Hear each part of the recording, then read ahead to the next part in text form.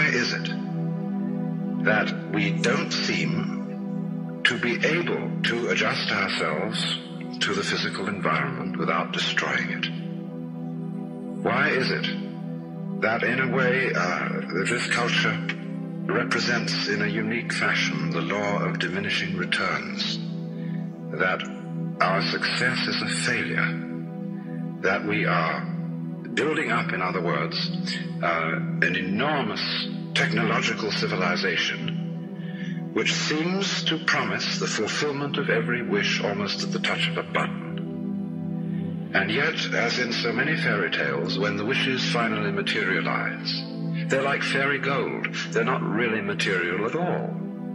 In other words, so many of our products, our cars, our homes, our clothing, our food, it looks as if it were really the instant creation of pure thought. That is to say, it is thoroughly insubstantial, lacking in what the connoisseur of wine calls body. And in so many other ways, the riches that we produce are ephemeral. And as a result of that, we're frustrated. We're terribly frustrated.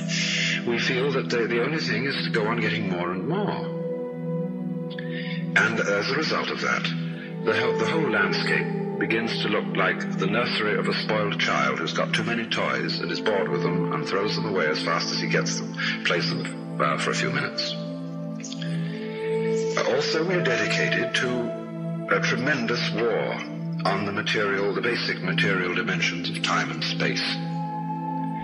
We want to obliterate their limitations. We want to get everything done as fast as possible. We want to convert the rhythms and the skills of work into cash, which indeed you can buy something with, but you can't eat it.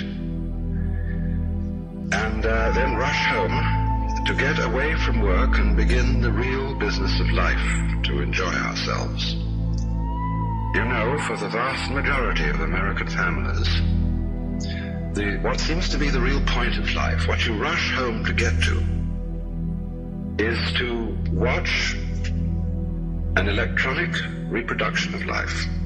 You can't touch it. It doesn't smell, and it has no taste.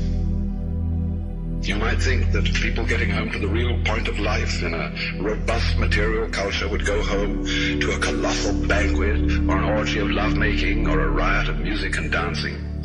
But nothing of the kind. It turns out to be this purely passive contemplation of a twittering screen. You see mile after mile of darkened houses with that little electronic screen flickering in the room. Everybody isolated, watching this thing, and thus in no real communion with each other at all.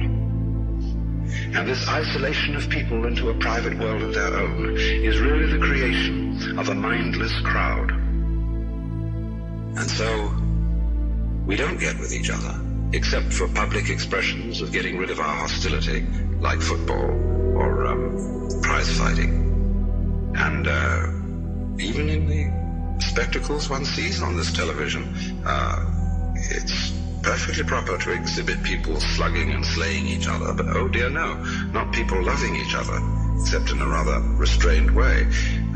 One can only draw the conclusion that the assumption underlying this is that expressions of physical love are far more dangerous than expressions of physical hatred. And it seems to me that a culture that has that sort of assumption is basically crazy and devoted, unintentionally indeed, but nevertheless in fact devoted, not to survival, but to the actual destruction of life.